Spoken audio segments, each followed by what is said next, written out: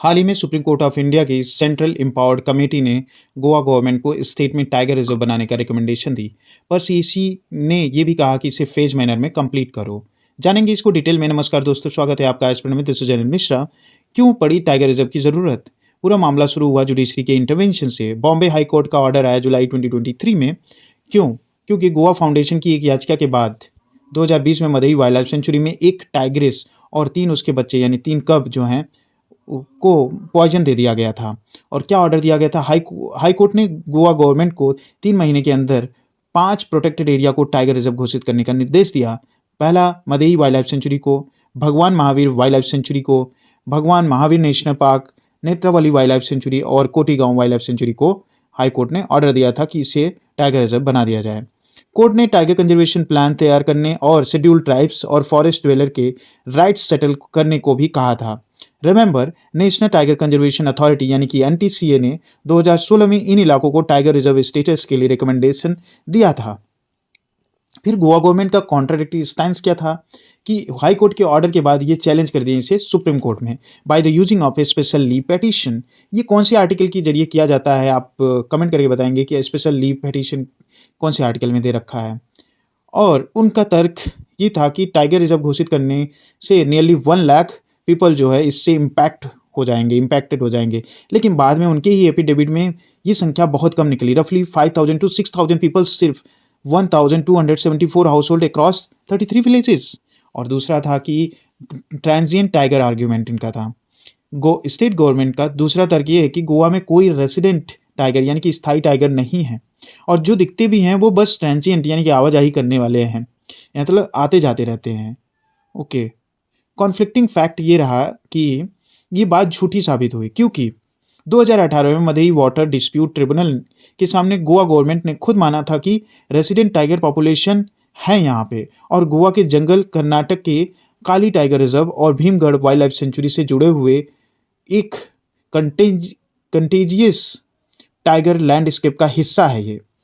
इन्हीं conflicting claim के कारण सुप्रीम कोर्ट ने सीसी को साइट विजिट करने और मैटर को एग्जामिन करने को कहा। सीसी की फेज्ड रिकमेंडेशन, फेज 1 ब्लूप्रिंट। उन्होंने क्या ब्लूप्रिंट दिया? सीसी ने अपनी साइट विजिट के बाद लोकल रेसिडेंट के डिस्प्लेसमेंट के डर को एक्नॉलेज किया और फेज्ड अप्रोच का सुझाव दिया। क्यों? पहला फेज्ड कोर जोन में, सबसे जरूरी और कम आबादी वाला। अब ये वह हिस्सा है जहां लोग इकोलॉजिकली सेंसिटिव हैं और सीधे कर्नाटक काली टाइगर रिजर्व से जुड़ा हुआ है। Includes Netravali wild life sanctuary 50 house holds और Kotigao wild life sanctuary 41 house hold. Total area ये कवर करता है अप्रॉक्स 296.7 स्क्वायर किलोमीटर। नेक्स्ट है बफर जोन, जहाँ पे ह्यूमन एक्टिविटी लिमिटेड अमाउंट में ह्यूमन एक्टिविटी अलाउड होता है।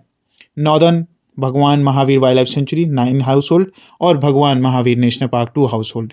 सीसी का मानना है कि ये फेज्ड स्ट्रैटेजी कम्युनिटी डिस्टर्बेंस को मिनिमाइज करेगा और गोवा कर्नाटक के बीच इकोलॉजिकल कनेक्टिविटी को स्ट्रेंथन करेगा। टाइगर रिजर्व डेजिग्नेशन क्यों जरूरी है? सिर्फ वाइल्ड लाइफ सेंचुरी से टाइगर रिजर्व में बदलना इतना क्रूशियल ही क्यों है? पहला ये कि increased funding and focus. Tiger reserve बनने से कंजर्वेशन, रिसर्च और हैबिटेट मैनेजमेंट के लिए मच ग्रेटर फंडिंग आता है। नेक्स्ट की कोर एंड बफर जोन। ये मैंडेटरी हो जाता है कि पूरे लैंडस्केप को 2 जोन में बांटा जाए। अब कोर जोन क्या होता है?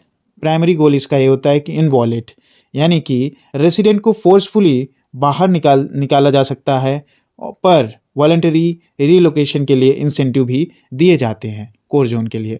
नेक्स्ट बफर जोन, को एग्जिस्टेंस और बैलेंसिंग होता है इसमें प्राइमरी गोल, और इसमें ना ह्यूमन एक्टिविटीज़ अलाउड है, लिमिटेड ह्यूमन एक्टिविटीज़ अलाउड है और इसे रेगुलेट भी किया जाता है।